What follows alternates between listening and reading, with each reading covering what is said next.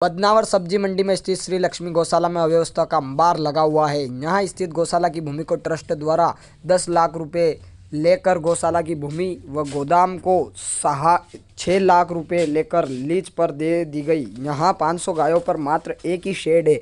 बदनावर के गौ सेवकों द्वारा इसका विरोध कर आंदोलन की चेतावनी भी दी है। बदनावर की लक्ष्मी गौशाला का यह मुद्दा काफ़ी चर्चा का विषय बना हुआ है। श्री लक्ष्मी गौशाला की भूमि को व्यावसायिक बनाकर लीज पर देने पर गौ सेवकों द्वारा गौशाला में बैठक कर इसका विरोध किया गया। ज्ञात हो कि पिछले दिनों शासन द्वारा प्रतिष्ठित लोगों की नियुक्ति गौशाला की देखरेख के लिए की गई थी। साथ ही गौ सेवा संस्थान बदनावर द्वारा संस्थान के अध्यक्ष यशपाल सिंह सिसोदिया ने भी 11 लोगों की एक कमेटी बनाकर शासन द्वारा किए गए कार्यों की समीक्षा के लिए समिति का गठन किया गया था। हालांकि मामला प्रदेश के उद्योग मंत्री राजवर्धन सिंह दत्तीगांव के संज्ञान में आने के बाद दत्तीगांव ने प्रशासनिक कमेटी बनाने के निर्देश दिए थे, जिसके बाद कमेटी बनाई गई थी, लेकिन कार्य अभी भी प्रारंभ नहीं होने से परिसर में कीचड़ व पानी भरा होने से मच्छरों की भरमार हो गई है, जिससे आए दिन गाय बीमार होती रहती है।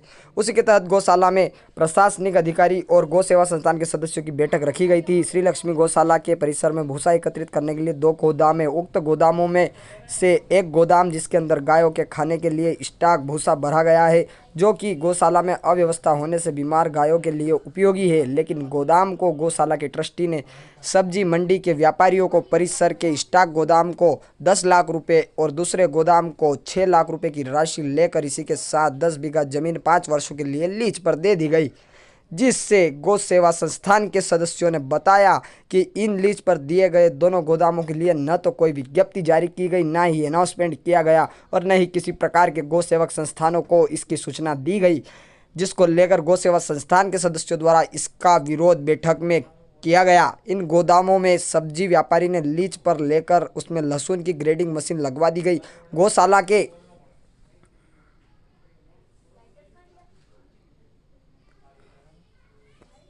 गौशाला के समीप ही गौशाला की 10 बीघा भूमि का खेत है। उस खेत को भी सब्जी मंडी व्यापारी को लीज पर दे रखा है, जबकि यह भूमि गौ माता के लिए चरी, ज्वार, बाजरा, मक्की और हरी घास के लिए उपयोगी है। इस बैठक में तहसीलदार अजमेर सिंह गौड़ भी उपस्थित थे, जिन्हें गौ सेवा संस्थान के सदस्यों द्वारा गौशाला की कमियों के बारे में अवगत करवाया गया कि गौशाला में 500 गाय है, जिनके लिए एक ही शेड उपलब्ध है, जिसमें गौ माता के लिए 6 शेड लगवाए जाए। गायों के आहार के लिए 10 अलग अलग पॉइंट बनवाकर भूमि का सीमांकन कर ढलावदार ग्राउंड बनवाया जाए, जिससे कीचड़ न होकर बारिश का पानी सुगमता से निकल जाए।